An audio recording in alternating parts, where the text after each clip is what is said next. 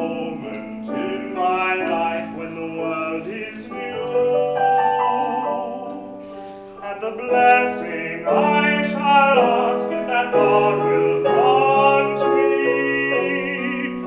to be brave and strong and true, and to fill the world with love my whole life through, and to fill the world with love, and to fill the world with love, and to fill the world with love my whole life through. In the noontime of my life I shall look to the sunshine, at a moment in my life when the sky is blue, and the blessing I shall ask will remain unchanging, to be brave and strong and true, and to fill the world with love my whole life through, and to fill the world with love, and to fill the world with love, and to fill the world with love my whole life through. In the evening of my life I shall look to the sunset, at a moment in my life when the night is due, and the question I shall ask only I can answer: was I brave and strong and true? Did I fill the world with love my whole life through? Did I fill the world with love? Did I fill the world with love? Did I fill the world with love my whole life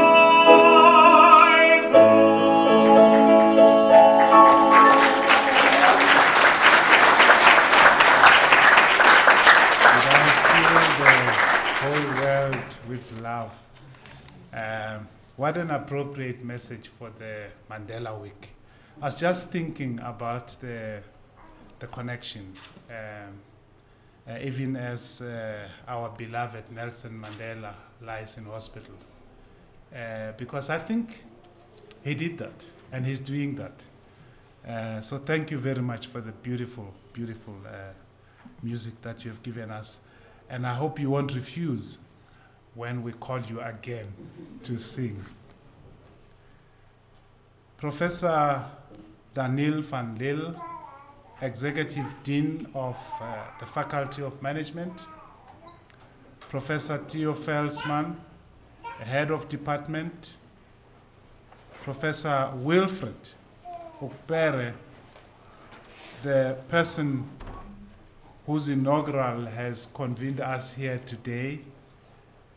I note in our midst several other important visitors. I was made to understand that my good friend, Professor Larry Obi, DVC Academic Affairs from the University of Fort Hare is here. Is he here?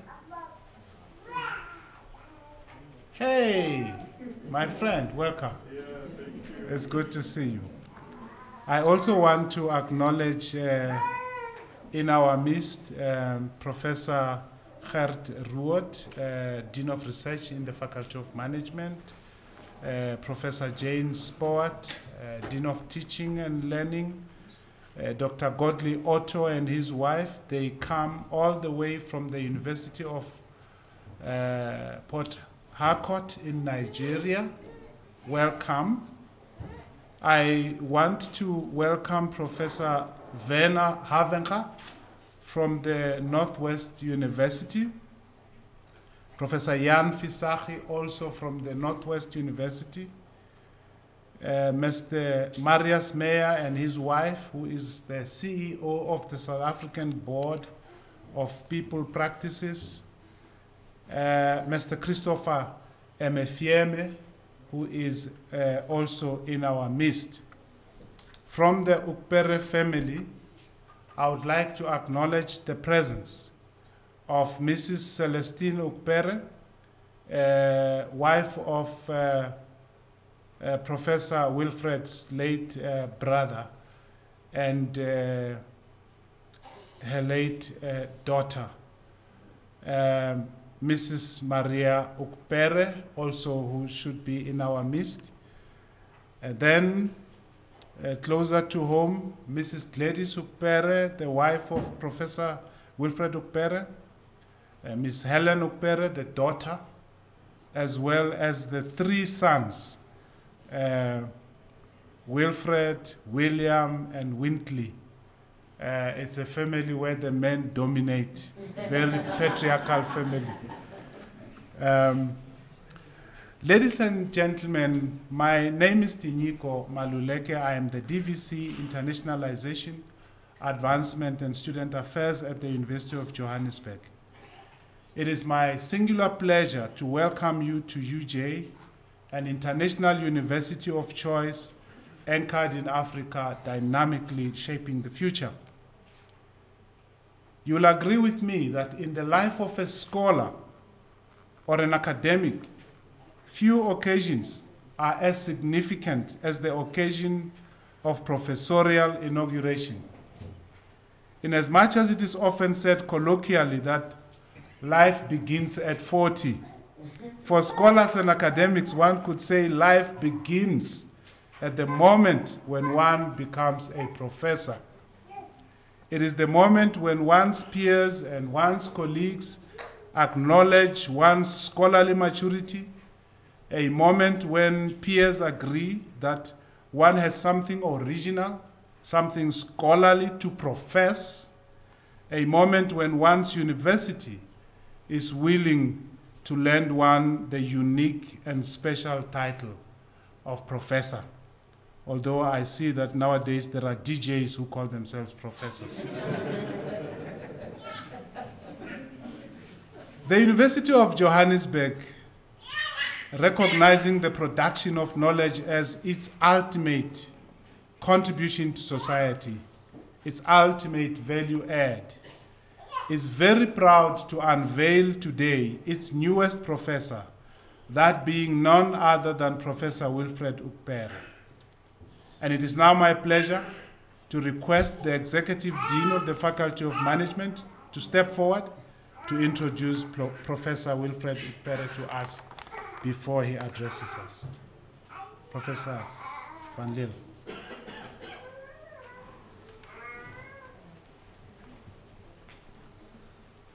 Professor Maluleke, honored guests, it's wonderful to be here this evening. And it really takes me back to two of the most wonderful moments in my life. Whenever there was a graduation, when I was an undergrad, I always looked at the doctoral candidates entering the hall. And I always wondered, what is this about and how does it feel? And that day when I wore that particular gown, it felt as though I've conquered the world. And then afterwards, when my academic career started, I realized, well, shucks, in this place, everybody's got a doctorate, there's nothing funny about it. And then the real hard work started. And then eventually I said, now, how can you progress? And this is what you need to do to become a professor one day. And I thought, oh my goodness, this will take me probably 2,600 years, but nonetheless, let's give it a try. And then eventually that evening when I gave my inaugural address, it was one of the highlights. And I was wonderful because my family was also there. And so Wilfred, I think the point is, in mind, in heart and in spirit, we are with you and your loved ones tonight to celebrate this remarkable achievement and to witness this great step in your career journey. It's wonderful to have all of you tonight with us. And thank you for all our guests and our peers and our colleagues who are visiting tonight and are sharing the moment with us. Dear colleagues, it gives me an absolute pleasure to introduce to you a remarkable scholar, somebody who gives a lot of love to the world and aspires to make it a better place, Professor Wilfred Ukpere. Now, Professor Wilfred Ukpere attended school in Nigeria before proceeding to India for his advanced studies. He obtained his Bachelor of Commerce and Masters of Commerce from Punjabi University in Patala, India. He further obtained another Master's in Business Administration from Jiwaji University in Gwalior, India, and subsequently obtained his doctorate in Human Resources Management from the Cape Peninsula University of Technology in Cape Town. Wilfred has more than 14 years of cognate industrial, academic and research experience. He has worked at the Radical Pharmaceutical Company in India, the Central Institute of Management in Ambala, the Central Bank of Nigeria in Abuja, and the Cape Peninsula University of Technology in Cape Town, where he lectured and served as Head of Department Entrepreneurship and Business Management. He demonstrates a keen sense of responsibility towards his students, and his contribution to the development of young academics through mentorship is well acknowledged and really appreciated. Wilfred is currently a professor in the Department of Industrial Psychology and People Management at the University of Johannesburg.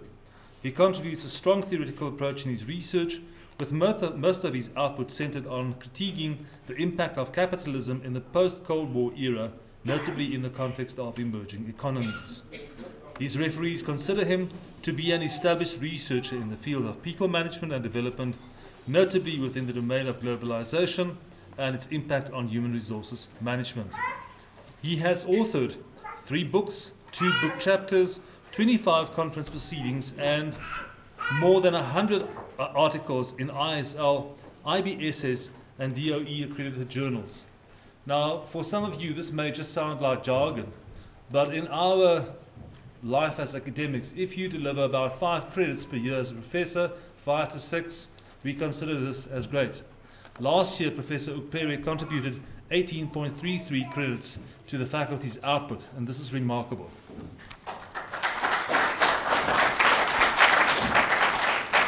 And with that, we will also later this year acknowledge our full professor as one of the top researchers in the faculty. Wilfred Ukpere is also an NRF-rated researcher. This means the National Research Foundation's ratings, and he has received numerous research-related awards in recognition of his research contributions from the CPUT, UJ, the NRF, and the Iona College in the USA. Wilfred demonstrates an ability to secure vital partnerships with local and international research collaborators, particularly in India and Northern Africa. He serves on the Research Committee of the Human Resource Research Initiative of the SA Board of People Practices. And Marius, it's great to have you in the team here tonight. He also acts as an external examiner for postgrads and as an external moderator for several universities. He's a visiting academic to several international institutions, such as Punjabi University in Patala, India, Spiru Haret University in Romania, the University of Cologne in Germany, the University of Port Harcourt, the University of Benin, the University of Lagos, and Convent University in Otta. He served as a scientific reviewer for several academic journals and international conferences. He is an editorial advisory board member for several academic journals, including the International Journal of Social Economics, this is the Emerald Insight Journal, and the Journal Communication Kamla Raj. He is the chief editor of the Journal of Management and Technology, editor-in-chief of the African Journal of Business Management, and currently the co-editor of South Africa's Journal of Human Resources Management. He is married to Gladys, and it's so good to meet you tonight in the family, who is a chief professional nurse and a midwife, and they have 4 children, Helen, Wilfred, Williams, and Whitney. And I must tell you guys, the first time that I met your dad, we were speaking in his office, and we spoke about 15 minutes about his work and about him joining UJ, and for more than an hour about you guys. So Gladys, to you and the family, kids, thank you very much for supporting him through the years, and thank you for availing his time to us so that we can grow a new generation. Ladies and gentlemen, it is an absolute pleasure to introduce you to Wilfred Ukpere.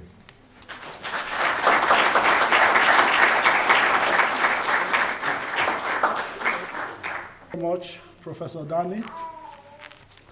And I would also like to begin by thanking our new DVC, Professor Maluleke. You are welcome. and I'm privileged to have you as the officiating VC tonight. And also, I would like to also thank Professor Quincy, my very good friend, and the most stubborn and crazy professor in my department.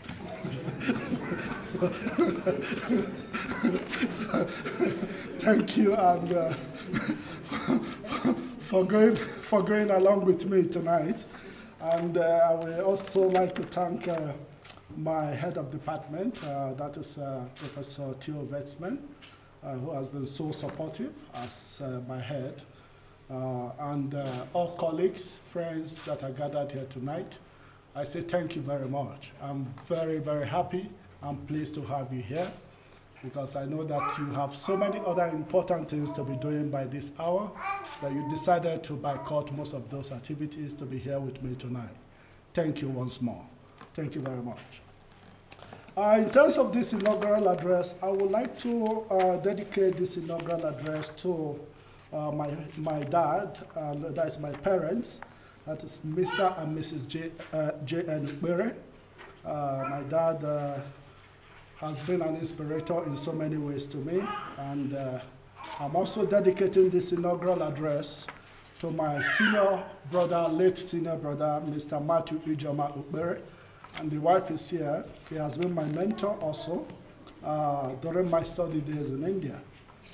I would also like to dedicate this inaugural address to my loving wife, Gladys, and my 4 children, Helen, Wilfred, Williams, and Wintley. Distinguished ladies and gentlemen, I will begin by saying that all activities under heaven are heavenly ordained. The present author standing before you is a fine product of a divine grace. Fulfillment in life is not being passive, but comes about when one contributes to making the world a better place, not by chance, but by hard effort through the special grace of God. Therefore, I dare say today that I am not standing here on my own accord, but through the mercy and love of my Maker, who inspired me to pursue my dreams and also touch people's hearts to enable me to stand where I stand today. The inaugural lecture, although perceived and at times conceived as the peak of an academic's career, is in fact the beginning, like Professor Maluleke stated, the beginning of free academic endeavor based on some medieval facts. Professorial inaugural, which is also referred to as inceptio, is more than 800 years as a university tradition. It has been presented by different people or by different academics over the years in different formats, such as speeches, lectures, addresses, experimentation, and some kind of significant insights. Today, mine will take the form of a lecture, a speech, and an address. My lecture is based on a concept, phenomenon, which confronted me while pursuing my master's degree in India, and also stayed with me when I decided to embark on my doctoral studies in Cape Town. It is a phenomenon that has brought both exciting and depressing perspectives to my thoughts. I'm referring to a phenomenon that is pervasive, as well as confusing, polarizing, and sometimes destructive, namely globalization in pure capitalist form. You are most welcome on board.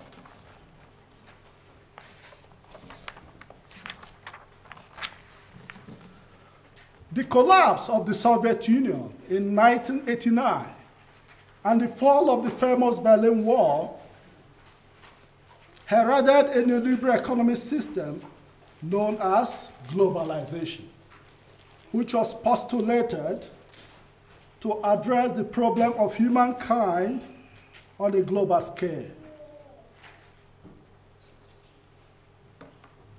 This development saw nations, particularly developing ones, rushing to infuse themselves into the capitalist global system, which was reflected by the opening of borders to the transnational juggernaut of capitalism.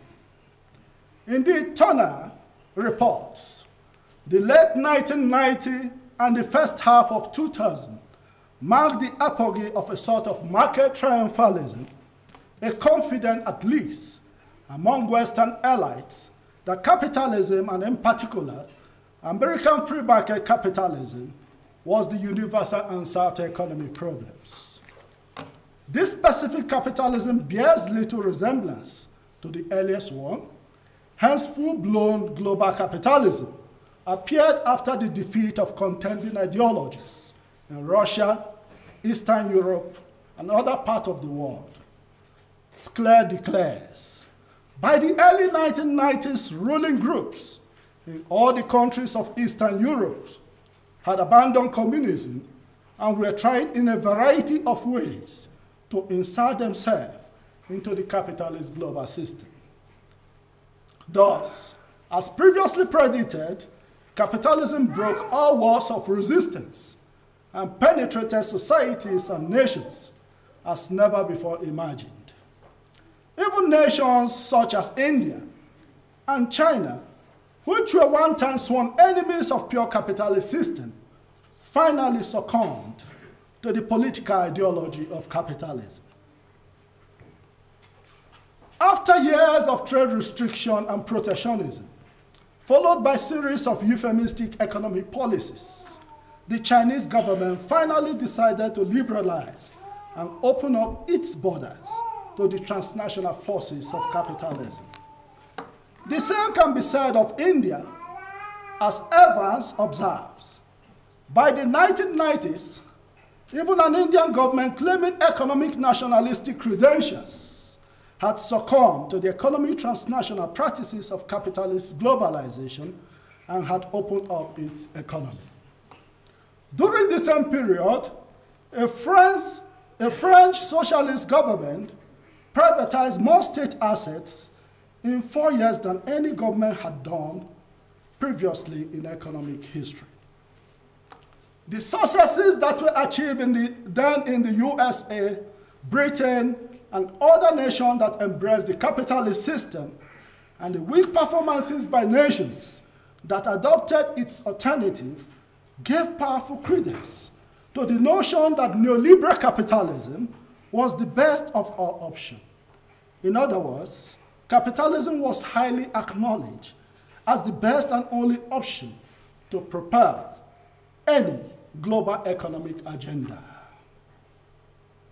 Even the present author can still recall being cautioned a few years ago by a colleague, Professor Brian Rust, at the Cape Peninsula University of Technology, that his statement could be dangerous when he remarked, there could still be the possibility of a complementary relationship between capitalism and socialism.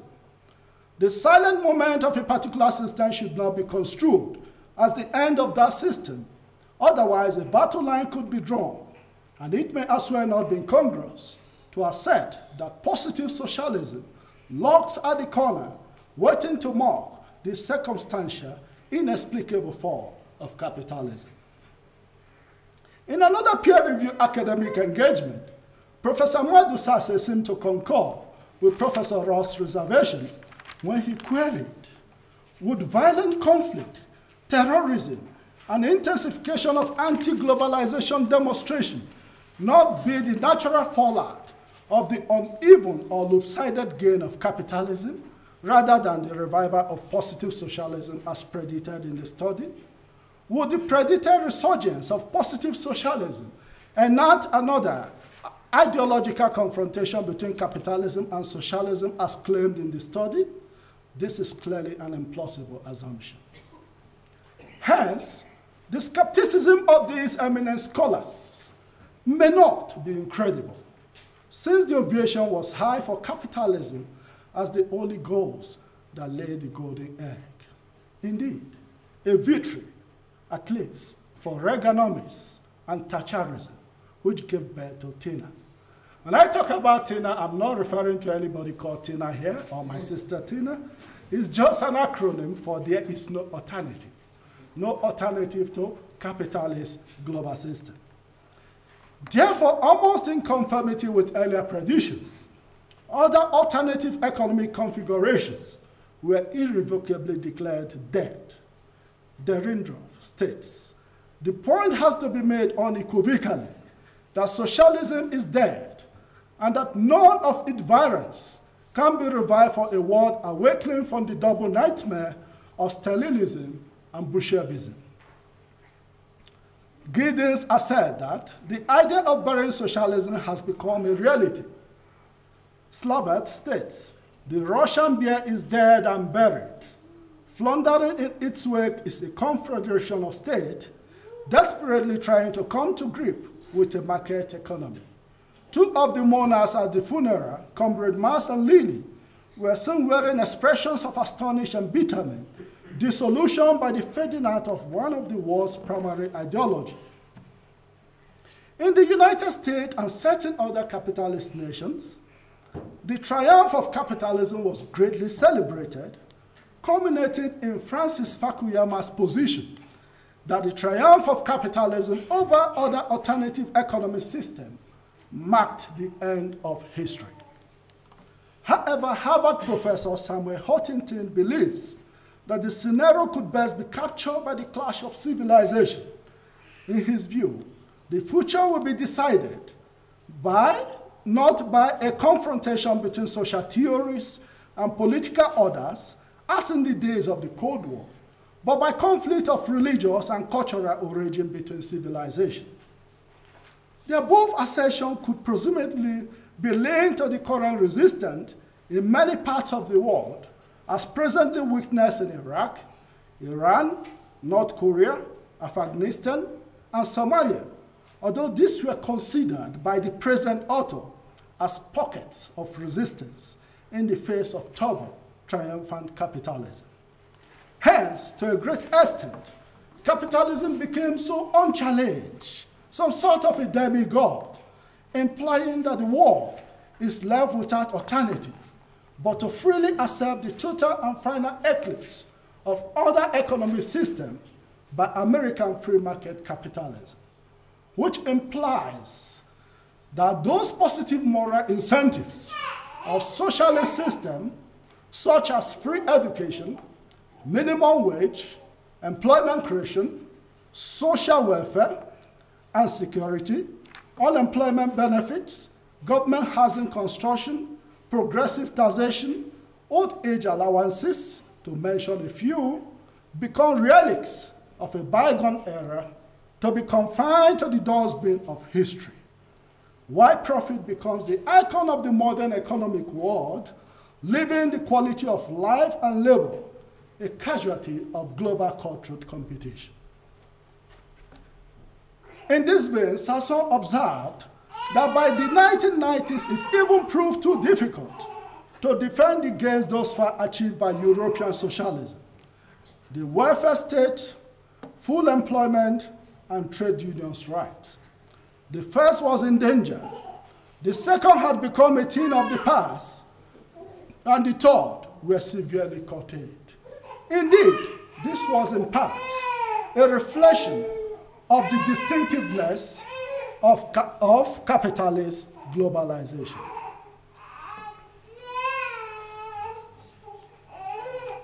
Distinctiveness of globalization. Numerous authors have expressed their views about globalization.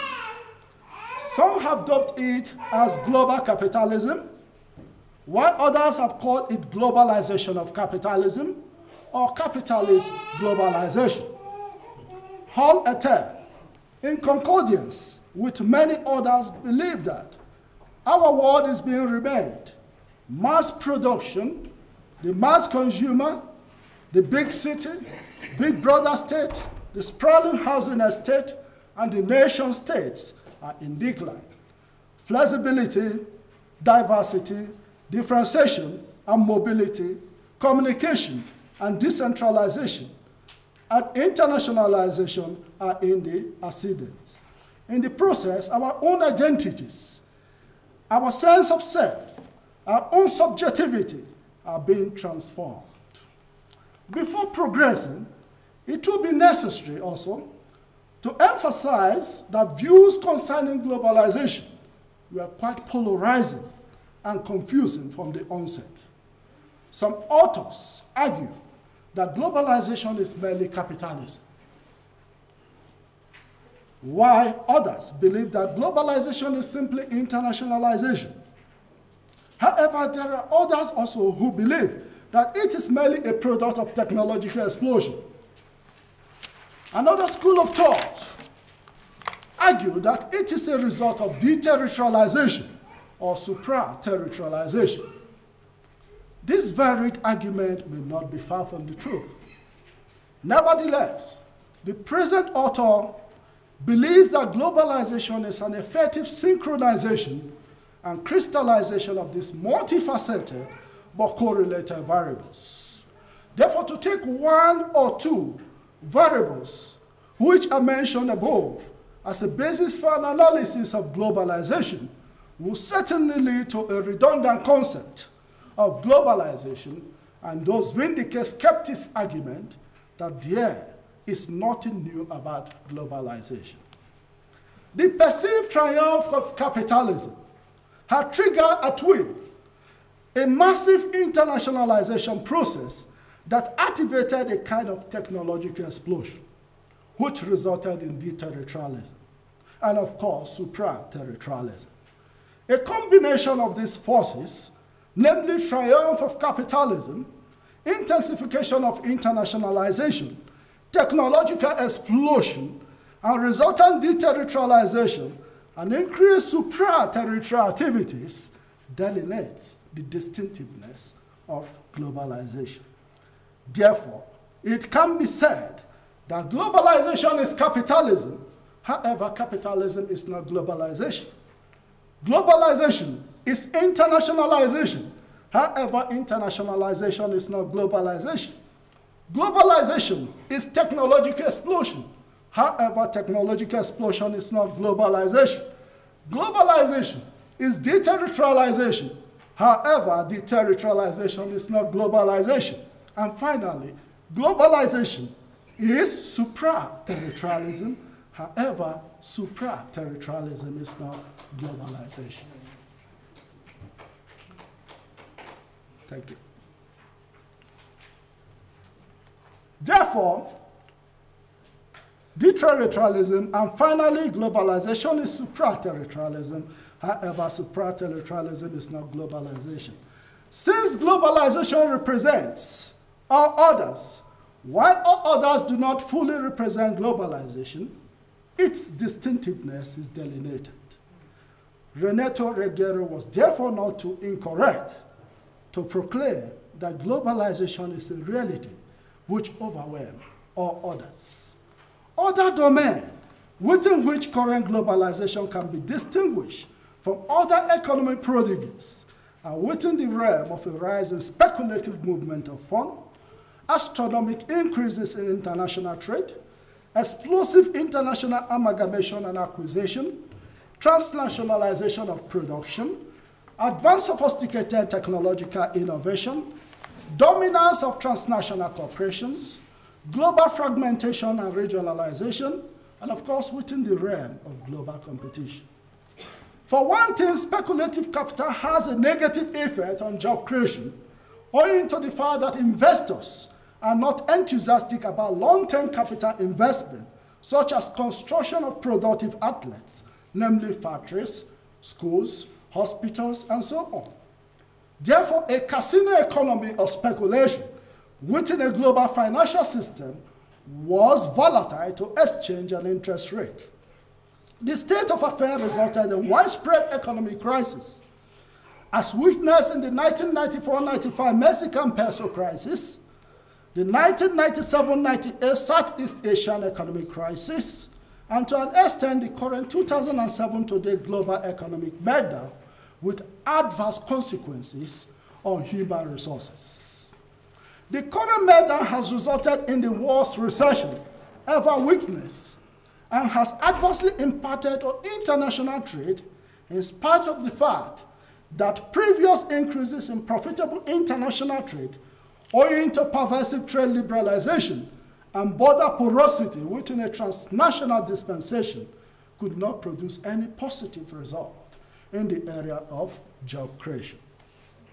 Moreover, astronomical international trade reflected an unequal combat between the North and some certain economies. Hence, major governments, particularly in the South, have attempted to attract FDI, which is foreign direct investment, through the encouragement of merger and acquisitions activities, which has become a strategy for corporate competitive survival within a global economy. However, it can be argued that a majority of the M1A activities were achieved at the expense of the majority of humankind, namely workers, through rigorous re-engineering. Most organizations fail to place the interests of workers at heart when considering M1A,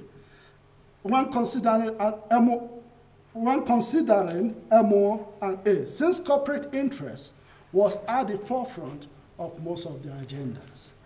M1A amounts to the liquidation of previously existing organizations and the reconstitution of a new corporate entity, a process which is characterized by endemic retrenchment and transnationalization of production. Transnationalization of production is the process of subcontracting certain production activities to low-wage countries in order to take advantage of the international division of labor in order to withstand putative global competition. Despite the fact that these forms of job from advanced countries are valuable to workers in the poor countries, most of the jobs do not arrive in poor countries in the same packages that they left the rich countries. This amounted to a reduction in the aggregate value of responsibility towards global workers by global business, which is a precursor of low consumer spending across the globe.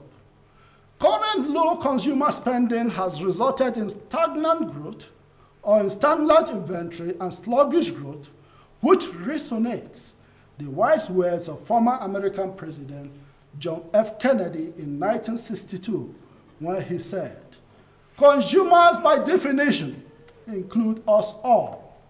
They are the largest economic group affecting and affected by almost every public and private decision, but they are the only important groups whose views are often not heard." However, it should be remembered, we have to keep it in mind that to disregard human potential is to commit productivity suicide. Moreover, the concentration of economic power in few hands within the global economy has resulted in monopoly capitalist tendencies and a mismanagement of the world resources, as the current global economic crisis illustrates. At this junction, it will be worthwhile to pause and reflect on labor utilization in the era of capitalist globalization. Ukpere points out that it was marked by a growing downward spiral on wages and working conditions, deliberate job destruction and losses, a race to the bottom in labor standards, unrelenting corporate mergers and acquisition, flexibilization and casualization of employment relationship, poor training / expenditure on workers, huge expenditure on advertisement and sales promotion, restricted labor mobility, labor exploitation and abuse in the export processing zones, abusive labor relationship, industrial action, violent protests and employee killings, increasing crime, congested jail, forced labor and child labor, footloose speculative capital, rapid technological change with adverse impact on workers, erosion of labor unions' powers, and demotion of industrial democracy. It is important to note that technological advancement within the global village have accelerated the number of visual corporations. Current visual corporations promise a reduction of the labor force as more and more purchases can be electronically manipulated. In addition, more corporations are empowered to send their data processing to any part of the world that can do the work at a cheaper rate. This is arguably the same story of the race to the bottom concept, which is detrimental to global workers as they underbid themselves. Furthermore, the visual corporation does not promote industrial democracy as it deals with invisible workers. Also, it does not promote unionism, which is an essential ingredient for collective bargaining and industrial amity. The absence of workers' representative and indeed industrial democracy has laid a solid foundation for labor exploitation, the outcome of which is endemic unemployment, inequality, and poverty in the era of globalization.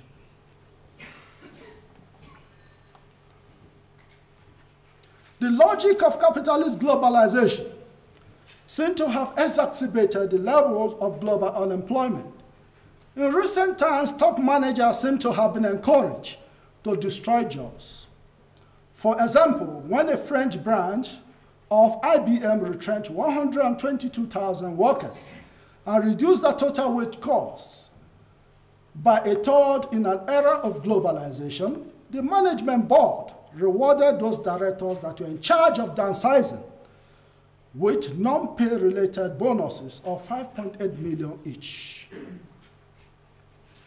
Another notable example was in 1990 when Steve Rose, CEO of Time Warner, was paid the highest corporate executive salary of 78.2 million. And this occurred in the same year when he retrenched 605 employees of Time Warner. The payment to Steve Rose would have covered the salaries of all discharged workers for 2.5 years. Hence, an increasing numbers of people have been added to global unemployment figures. More and more individuals are now moving from place to place in search of jobs which might have evaporated owing to automation and managerial actions, or move to other regions in order to take advantage of favorable business climates and government concessions, namely cheap labor, lax environmental laws, and tax holidays. The rising trend in unemployment within the global economy can be seen from the fact that since the year 2000, European countries have witnessed a massive increase in unemployment. The level of unemployment in the Eurozone rose to 12.3% in 2013. For example, unemployment in France, Ireland, Portugal, Spain, and Greece amounted to 11%, 14.2%, 17.5%, 26.7%, and 27.2% respectively. In few years to come, many parts of Europe may likely assume third world country status. Even in Sweden, which had previously maintained a low level of joblessness, the rate of unemployment increased rapidly from 1.5% in 1990 to about 8.8% in 2013. In the UK, anxiety disorders seem to have infiltrated workplaces, as more than 1 in 10 workers fear that the economic meltdown could cost them their jobs. Unemployment in the UK now stands at 7.9%.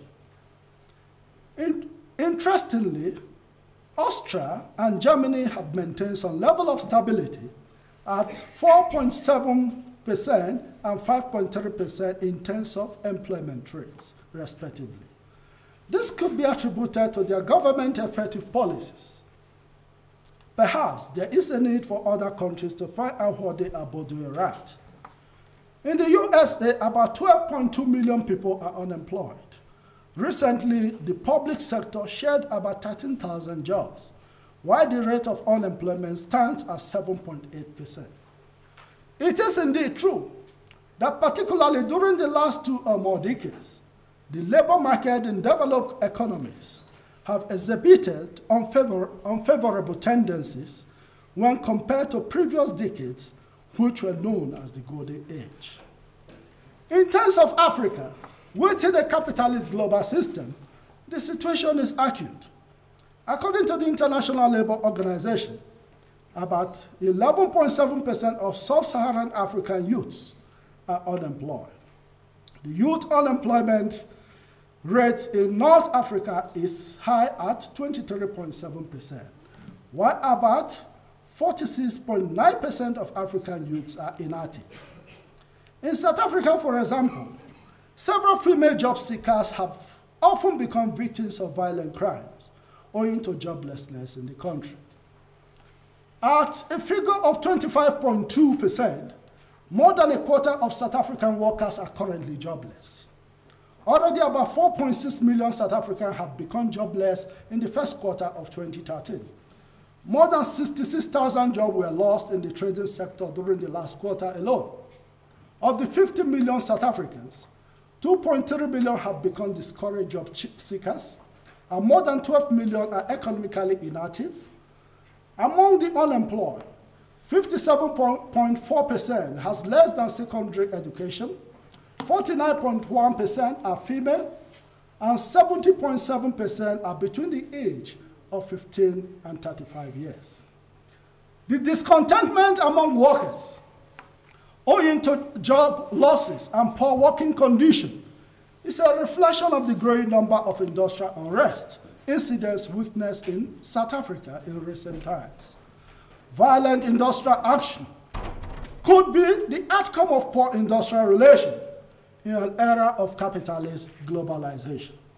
For example, South Africa has witnessed several violent industrial action incidents from 2006 onwards, culminating in the recent industrial action at Marikana in 2012, which led to the massacre of more than 34 mining workers by the South African Police Services. It should be recalled that around 2006-7, the South African Police Services had contemplated engaging in industrial action if their plight remained unchanged. One wonders what would have happened in South Africa if such a strike was allowed to ensue. South Africa is not the only case where the police force had thought of the idea to strike. Even the Nigerian police force, one of the poorest paid police forces in the world, had contemplated industrial action, but later backed down, realizing full well what Nigeria would have turned into before the strike was over. Still on Nigeria, globalization ecstasy seemed to have made a particular previous administration to assert that it is not the responsibility of the government to create jobs. However, ideally, job creation is one of the crucial roles of the government. In other words, individuals with specific skills may become jobless when there is paucity of opportunity within a given society. For example, in Nigeria, the textile industry, which was the largest employer of labor, has folded. The textile companies, which totaled about 145 in the 1980s, have created millions of jobs for people. However, capitalist globalization, which some refer to as financialization, seems to have made the financial sector more buoyant than the productive sectors in Nigeria. Conversely, the financial sector has over the years been able to create only about 300,000 jobs, of which more than 50% are casual employment jobs. This is quite meager when compared to the jobs that were previously created through the productive sector. Therefore, in an economy where the financial sector is more buoyant than the productive sector, there is bound to be problems owing to the vacuum which emanates from the economic mismatch. Entrepreneurial initiative in Nigeria has not been properly funded by government, mostly because global logic seems to have taught the nation's leadership that governments do not interfere with the economy or job creation. Consequently, about 54.4% of the nation's citizens go to bed hungry every night. In the same gloomy picture, over 5 million Nigerian youths are estimated to be unemployed. unemployment has reached a critical height in Nigeria, namely 23.9%. The everyday sight of the growing armies of unemployed youths who roam the street with despair written all over their faces attests to the gravity of the job market situation. In the absence of any national security system to cater for the jobless, more people will turn to crime. Indeed, there is a global relationship between retrenchment, unemployment, and crime. Rising unemployment increases the number of idle persons and hence the number of criminals. As the crime rate increases in any society, investors become increasingly less confident. Decreased economic growth leads to higher level of unemployment, while the unemployed, unable to make a living, turn to crime. It can therefore be asserted that as unemployment decreases, the crime rate will decrease. But the problem lies with fueling the necessary economic growth while crime prevails. Crime affects every aspect of society and business.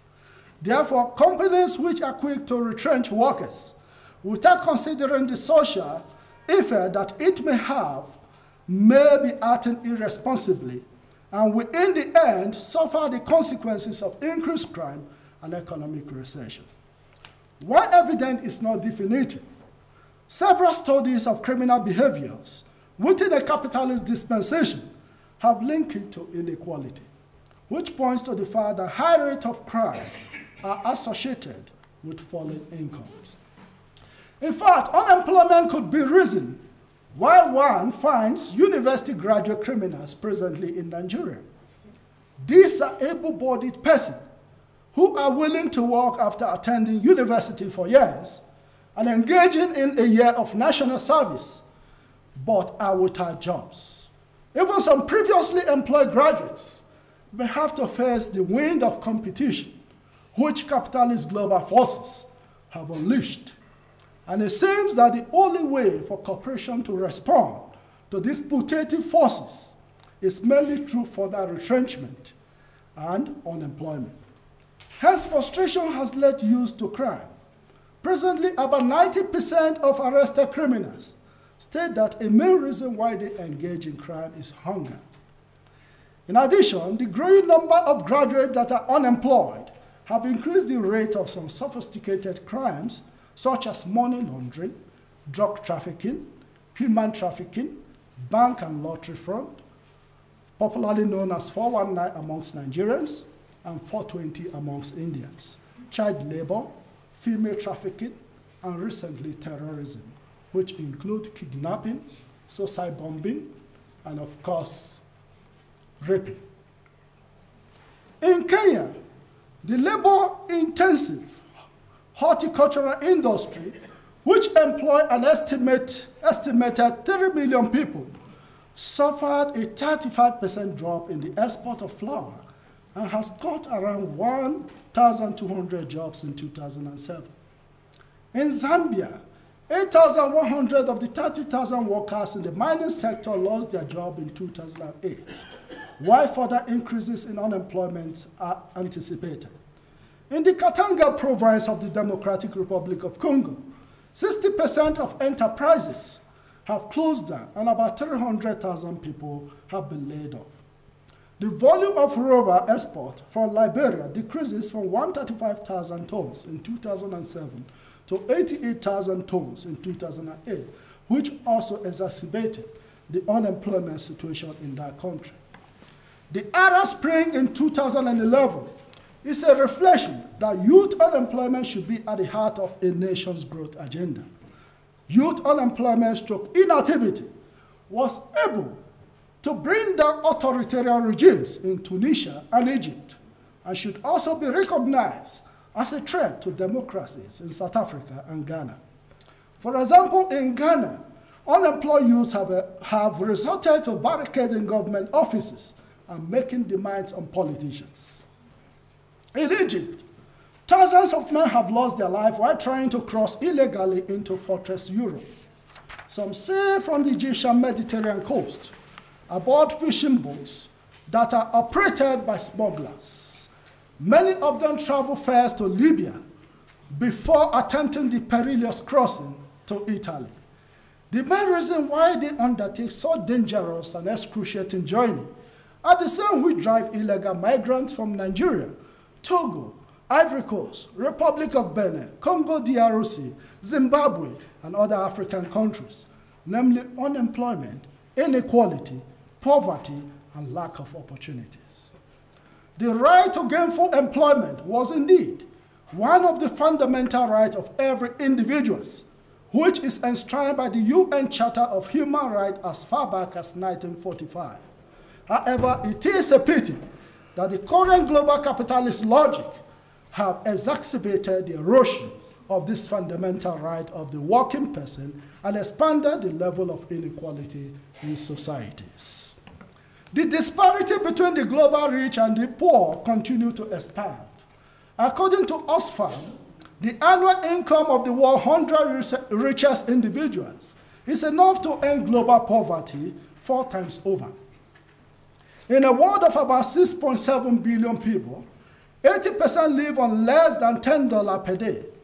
5% of global income is generated by the poorest 40% of the world population, while conversely, the wealthiest 20% of the population generates 75% of the world's income.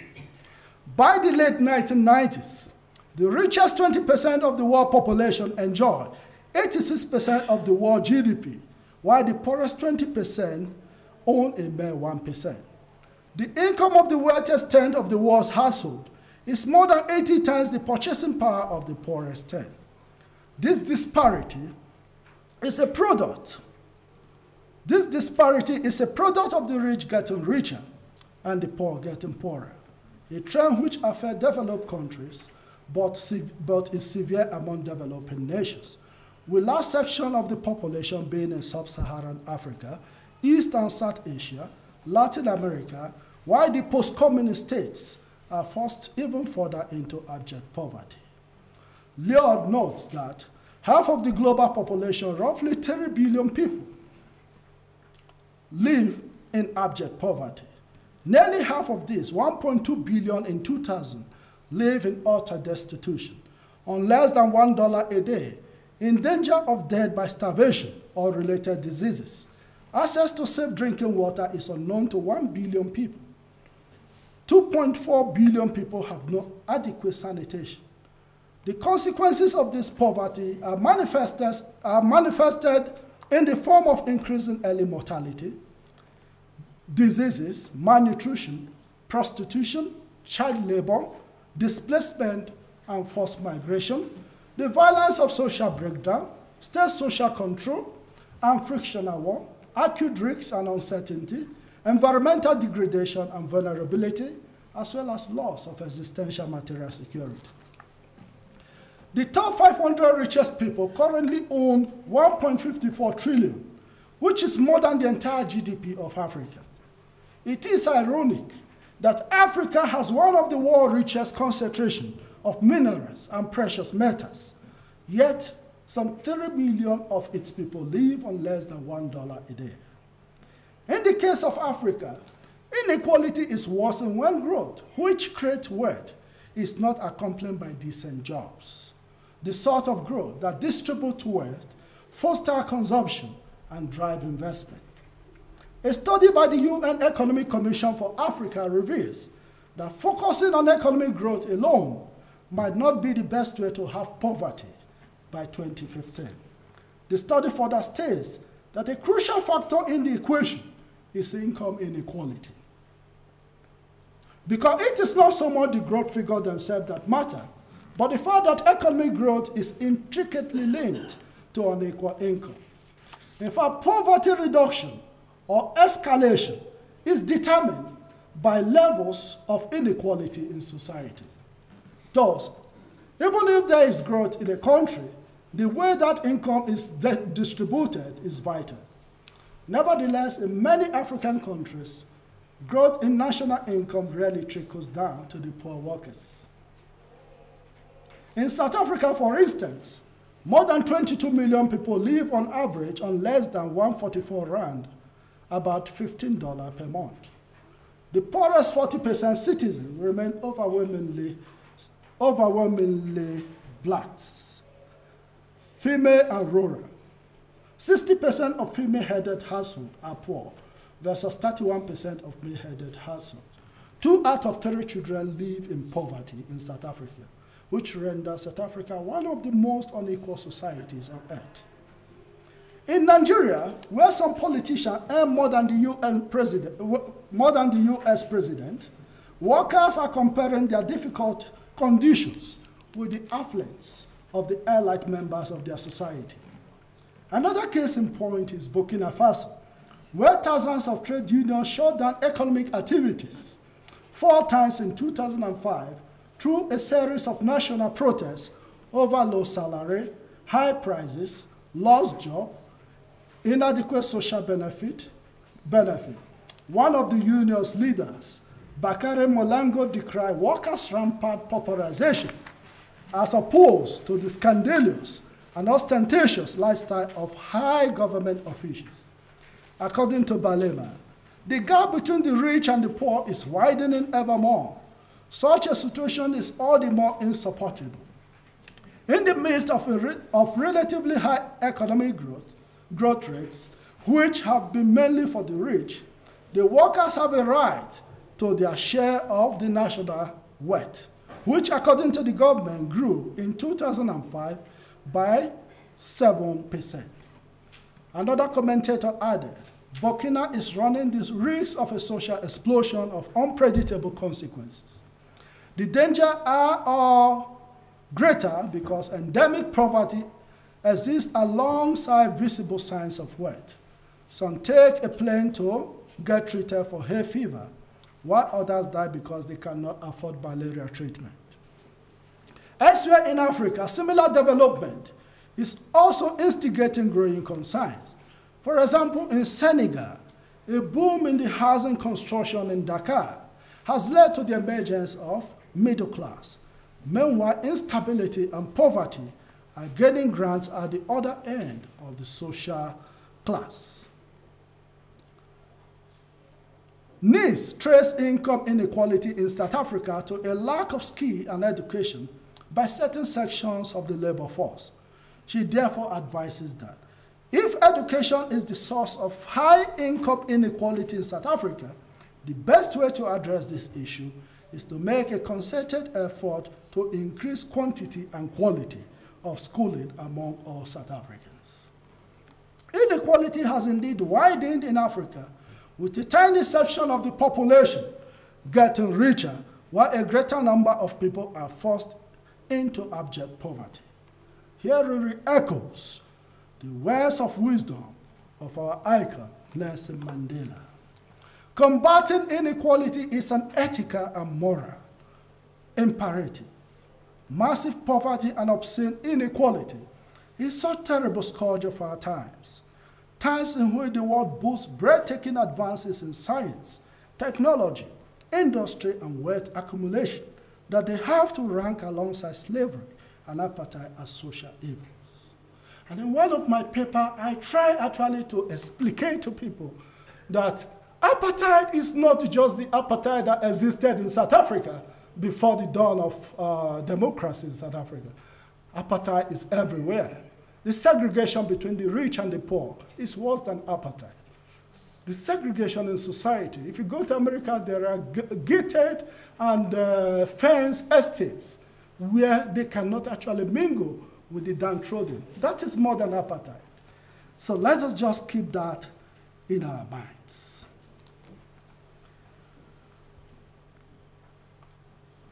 According to the UN Under-Secretary General for Economic and Social Affairs, Jose Antonio Ocampo, ignoring inequality in the pursuit of development is perilous. Focusing exclusively on economic growth and income generation as a development strategy is ineffective, as it leads to the accumulation of wealth by a few and deepens the poverty of the many. Failure to address inequalities means that communities, countries, regions remain vulnerable to social, political, and economic upheaval. In fact, extreme wealth in the midst of inequality is economically inefficient, politically corrosive, socially divisive, and environmentally destructive. More information on inequality can be obtained from the table 1 there for your personal reflection. Indeed, increases in income inequality and poverty in the poorest developing countries over the past decades can be attributed to globalization. Bonded and trafficking laborers, owing to restriction on global labor mobility, are locked into livelihoods that provide no opportunity to shift from poverty. Chronically poor people are found across the world, while the largest number live in South Asia. However, the highest incidence of chronic poverty is in sub-Saharan Africa, where more than 40% live on less than $1 per day. East Asia also has a significant number of chronically poor people, namely between 55 to 85 million, who live mainly in China. Considering the situation Ukpere and Slavard posit, most of the incidents increasing the rate of poverty around the world today cannot be attributed to nature, but to man and the selfish capitalist institutions created by man. Almost half of the more than 6 billion people in the world are poor. More than 8 million people die each year because they are too poor to stay alive. While more than 1 billion lives are in danger because they lack food while living in a world of abundance. In a shocking report on human poverty, the UNDP recorded the income or consumption share of the poorest 20% of the population in 14 countries across 4 continents. Based on this figure, people in the poorest quintile in Brazil, who share merely 2.5% of its total income, appear to be affected the worst. Comparable figure for South Africa is 2.9%, Russia 4.2%, and Thailand 5.6%.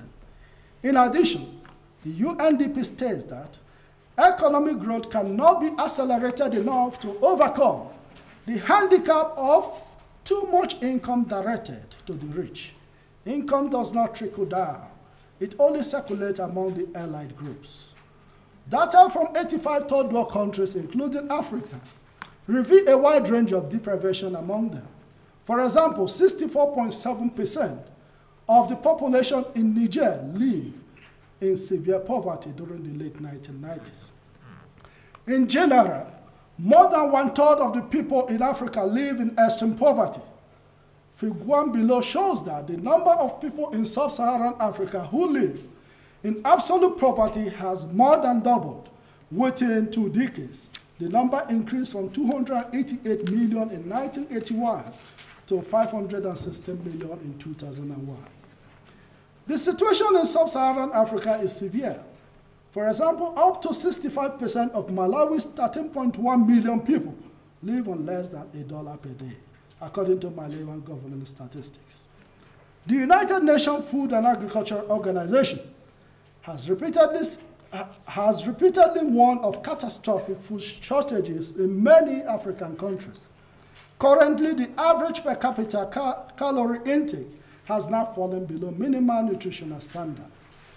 The FAO recently estimated that of Africa's 750 million people, more than 270 million suffer from some form of malnutrition associated with inadequate food supplies. The food and global crisis is likely to fuel incidences of poverty and vulnerability in poor countries such as Ethiopia, Zambia, Zimbabwe, Uganda, Botswana, Angola, Mozambique, and Tanzania. The situation could be worse in other parts of Africa such as Congo, Burundi, Malawi, and Comoros.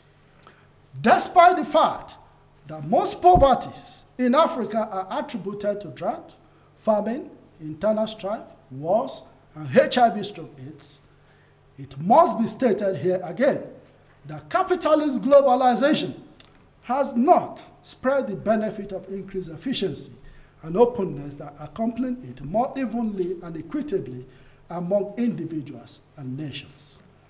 Therefore, within the domain of global unemployment, inequality, and poverty in the era of globalization, renewed problems of global competition, job termination, wage reduction, labor immobility, and technological displacement of workers have accelerated the rate of global unemployment, the corollary of which is endemic inequality and poverty. Mr. Chair, in conclusion, I would like to say that there could be other better global alternatives than the current single capitalist triumphant orthodoxy. This particular view is reinforced by recurring protests and confrontations around the world, owing to increasing social and economic exclusion of a majority of the people from the benefit of globalization. Hence, based on the current deplorable social and economic situation, it would be erroneous to claim that all aspects of socialism is dead and buried, because to bury socialism in its entirety would be to bury unionism. To bury socialism would be to bury industrial democracy and economic empowerment. To bury socialism would be to bury government regulation and interventions. To bury socialism would be to bury harmonious industrial relations. To bury socialism would be to bury all alternative to the current world of exploitation, poverty, inequality, squalor, and diseases, unnecessary deaths, and hopelessness. It is true that socialism has failed. However, capitalism has failed woefully. Hence, the hope that is left is a renaissance of positive aspect of socialism in order to resuscitate capitalism. Therefore, a complementary and comprehensive ideological order is urgently required within the current global crisis, because it is only determined government action, which is orchestrated by strong sense of true nationalism, that can limit the worst effect of the current global economic meltdown.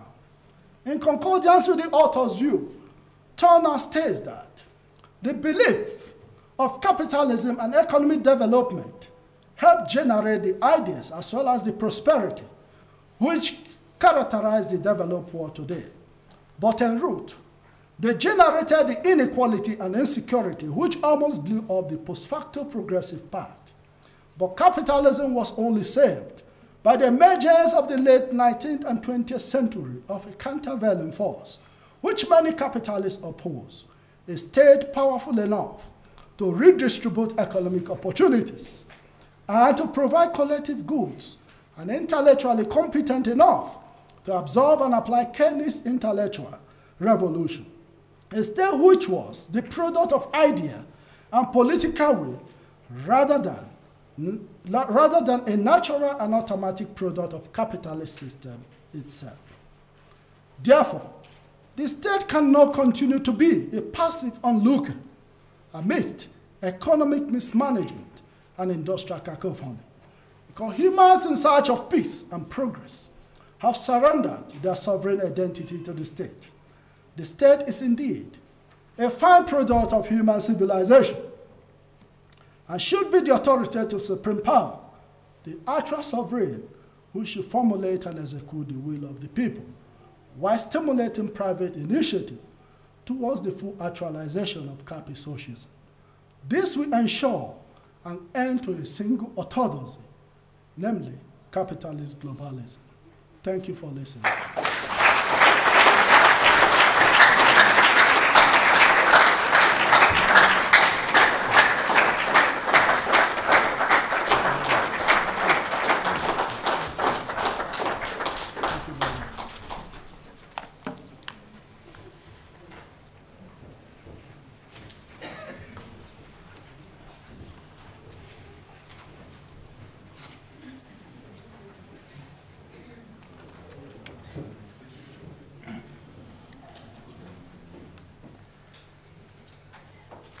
Distinguished guests, already mentioned by Professor Maluleka, I'll get to the pronunciation within weeks, all right, I promise.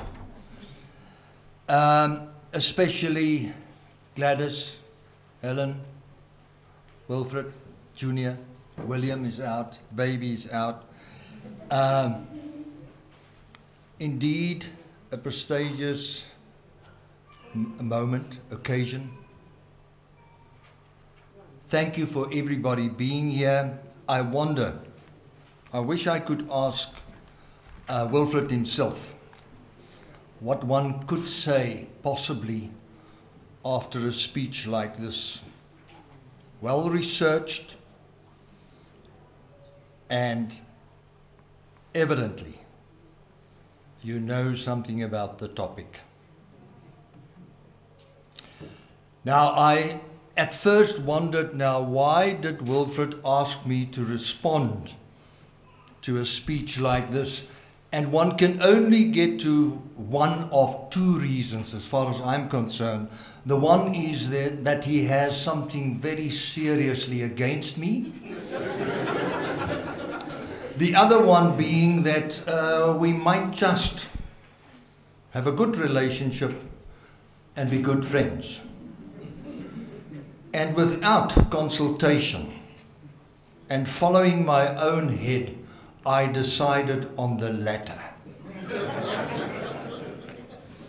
And I will always recall, I think if my memory is correct, in January 2011, you joined us. I went to his office. I had other intentions, but I looked him in the face and I said, Kunjane Wilfred, hoe hands are when manje? When I found us a benza, you know, and he got a look on his face.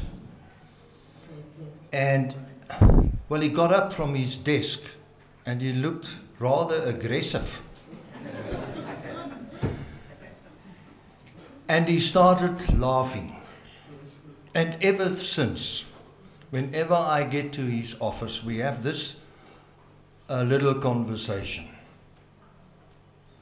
But he has now the audacity to reply in some sort of foreign French, somewhere from mid-Africa, in a very strange dialect.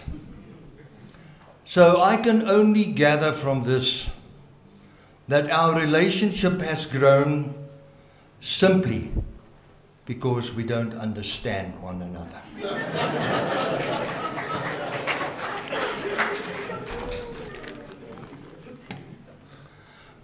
Wilfred, this is a remarkable occasion, and I wish to congratulate you on behalf of colleagues, friends, everybody that's here.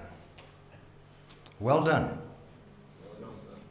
This is a milestone in the life of an academic, beyond all doubt. Caution. I want to add on to what was said right in the beginning. To become a renowned, acknowledged, worldwide researcher, you've now started on the starting line. So I would like to wish you the very best on this road. And something really coming from my heart, and I know the colleagues in the department feel likewise. We appreciate and we admire your passion, your energy, that vibe, that special vibe in that corridor 3, your dedication, your commitment, your loyalty, and above all, your work ethic. And you know, if I'm correct, and it ties up with what the executive dean said, I think you've published 71 articles from 2011. I don't know what you did this morning. You have your wife with you. But let's stick to the 71. And with the 14 awards that you've received, it is simply a remarkable achievement. Thank you for your input. Thank you for coming to this wonderful university and this wonderful department. And we trust that that value add will continue. But there's another side to it. And Gladys, maybe you can afterwards just confirm.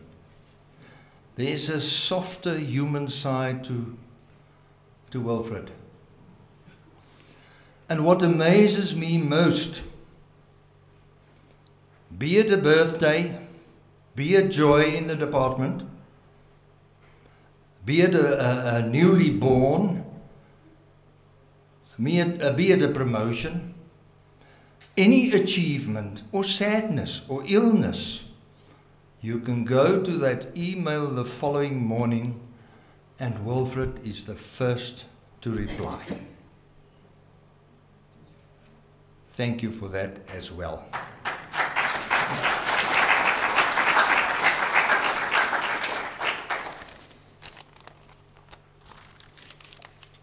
Wilfred, it's very difficult getting into this, but if you agree with what I say, and if it does make sense to you, I would like to beg you tomorrow morning at 6 o'clock in the office, let's get an article on what I have to say, all right? Before tea time, eh? If that is possible. And this is what I have to say about the speech. And it's very short and to the point. And I decided not to repeat it in Zulu. Stick to plain, simple English. And I can only say, I was so highly intoxicated by your exuberant verbosity. If you really want English, then I'll give it to you, all right? I want it in Afrikaans. In outlining the essence of globalization, you managed to give us a better understanding of the complexities thereof. The manner in which you defined and contextualized globalization in terms of the capitalist economic system was extremely well argued and substantial. Although capitalism was celebrated globally and generally accepted as the best and only option, and in your own words, left unchallenged, you clearly indicated, and I will never forget the list of examples all over the globe, that capitalism demoted the growth of global prosperity. You furthermore pointed to the failure of a simple global capitalist economic system, failing to address the problems and challenges of today, namely unemployment, inequality, oppression, poverty. And your table, I can't recall the page, but your table of examples in this regard was quite impressive and beyond all doubt proof of thorough research and investigation. Well done.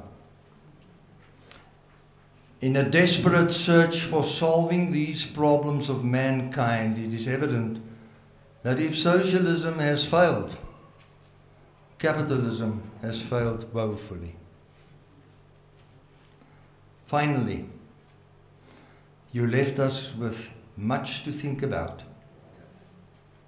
when you claim that there is a possible solution in a renaissance of the positive aspects of socialism in order to resuscitate capitalism. In this renaissance, you emphasized the renewed role of the state, where it can no longer be a passive onlooker of economic management. Wilfred, congratulations, my friend. Well done with this achievement. And I hope a night, an evening with your loved ones, with colleagues and friends, that you will never forget. And indeed, the Department of Industrial Psychology and People Management and the Faculty of Management and UJ, we are all extremely proud of you. And we wish you and your family the very best. Thank you.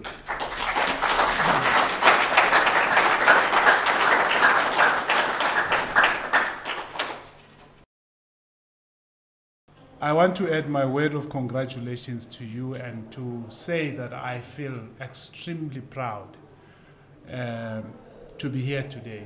Extremely proud of the University of Johannesburg, extremely proud of the Department of Industrial Psychology and Human Management, extremely proud of the Dean Dom of Professor Van Liel. And really excited to listen to such erudition as you gave us. You saw no one was sleeping, you know, and I'm sure that some people had no clue what you were talking about. But they were all awake, fascinated with what you had to say to us. Professor Kutsie, thank you very much for the humorous manner in which you responded to this very, very substantive and serious lecture that we received. I think the combination of your humor and the seriousness with which the lecture was given was just what we needed. As a fellow scholar, and a fellow NRF-rated researcher, a fellow supervisor of students, a fellow professor, on behalf of our peers and fellow scholars at UJ and beyond, and on behalf of the University of Johannesburg management, I not only congratulate you on your professorship, but warmly welcome you to the community of scholars. And I invite you to do the scholarly dance and not to stop dancing. And ladies and gentlemen, it is my pleasure to unleash the newest professor, our newest release at the University of